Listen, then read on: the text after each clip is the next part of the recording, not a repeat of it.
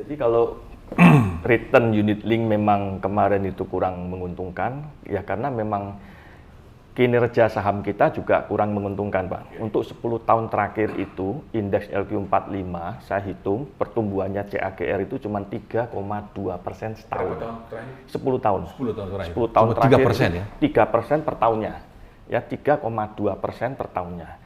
Nah, sedangkan kinerja dari unit link itu bisa berbeda dari indeks, ya. Jadi untuk mengalahkan indeks saja itu juga cukup sulit, ya. Nah, beberapa dari mereka itu bahkan bisa berkinerja minus, belum lagi dikurangi lagi dengan COI, ya, cost of insurance. Jadi mereka akan tambah minus lagi.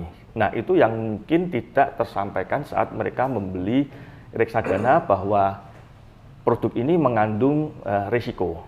Tetapi kalau mereka memilih pendapatan tetap, ya saya kira selamat, ya. Walaupun kelihatannya pendapatan tetap itu risikonya lebih rendah, lousy, tapi ternyata returnnya lebih tinggi.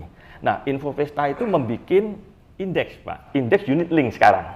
Ya. Jadi sejak 1 tahun terakhir ini, ya, baru juga.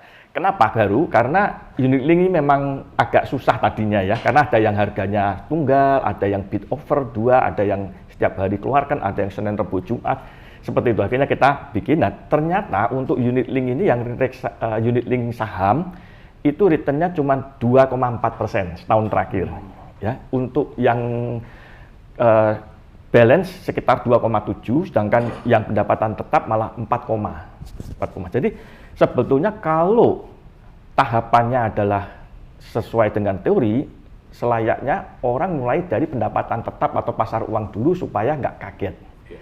Dan aturan SE OJK nomor 5 itu kan mensyaratkan sekarang ini hanya di reksadana pendapatan tetap itu harus investasi di SBN saja, Pak. Bolehnya. Di ya. SBN. SBN saja 100%. Jadi obligasi korporasi tidak termasuk? Nggak boleh. Untuk unit link yang ditaruh. Termasuk yang milik BUMN? Iya, hanya boleh SBN. Dan SBN itu kan lagi bagus, Pak. Yieldnya 6,5. Ya kalau dipotong-potong COI ya mungkin bisa 3%, 4%. Itu tidak akan membuat orang untuk takut. Kemudian kita lihat aja tahun ini kan year to date sudah sangat bagus, ya, untuk kinerja saham, ya. Jadi kalau saya lihat mungkin di tahun ini bisa saja untuk saham bisa mencapai return target 8-9%. Tahun ini saham ya. 8-9% ya. ya. Dibanding dengan 10 tahun terakhir rata-rata 3%. 3,2. Berarti tahun ini tahun saham, ya, tahun ekuitas, ya. Saya percaya seperti itu, Pak. Ya.